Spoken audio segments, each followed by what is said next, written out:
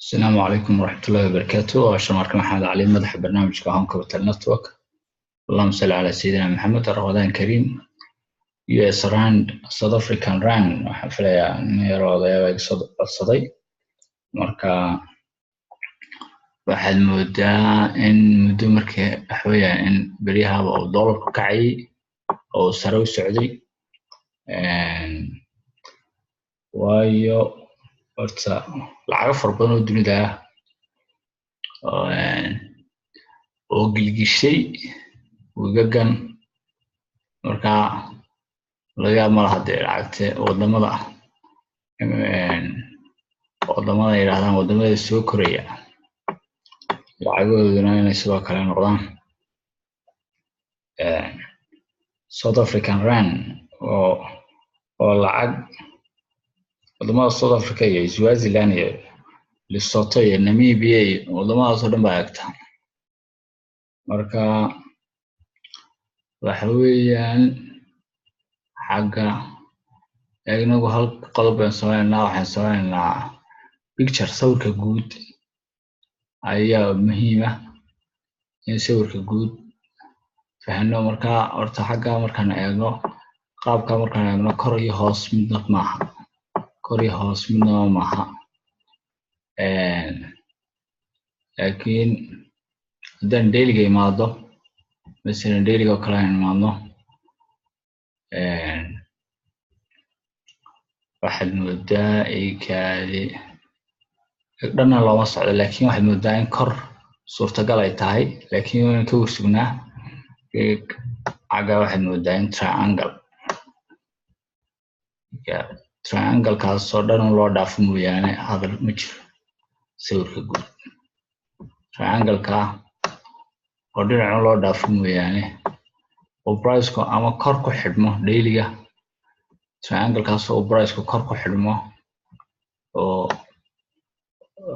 korkiisa ku xidhmo ama xaggiisa hoose ku xidhmo mooyaane sawir kale ma leh marka waxay u baahan tahay in price-ku kor u baxo waayo dhinaca kale markaan ka eegno waxaad moodaa xagga sawirka yar magadan eegno sawirka haddaan eegno qaabkaas oo kale dan waxaad moodaa madax iyo labadii garab meel head and shoulders waxaad moodaa marka madax iyo labadii garabo markaasina raqabadii bay noqonaysaa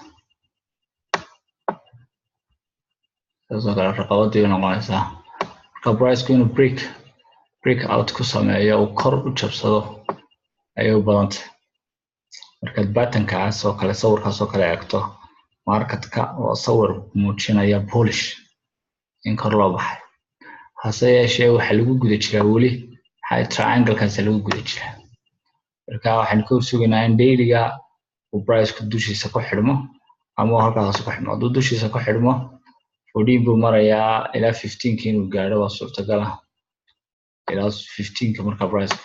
resistance oo horeeya 15 noqonaysa haddii uu hoos u jabsadana ilaa resistance oo 13 meelaha markuu soo gaadho waan resistance eegina anyway sawirka guud waxa weeyaan saynu sawir guud ula raacno direction u qaadano US rand waxa weeyaan waa inaynu sugnaa dailigu inuu ku xidhmo triangle-ka ama dushiisa ama hoostiisa miduna ku xidhmo sawirkan head and shoulders kan haddaynu eegno sawirkana macna waxa weeyaan in price-ku ay suurtagal tahay inuu kor oo direction kor u baxo anyway ninka yarayga codsaday US rand ku jira waxaan leenahay waxaad ka warsugtaa haddii aanad weli gelin waxaad ka warsugtaa position-ka dailigu inuu triangle-ka ka baxo intaasaan kusoo koobi lahaa Ramadan Kareem وأشكركم. السلام عليكم ورحمة الله وبركاته.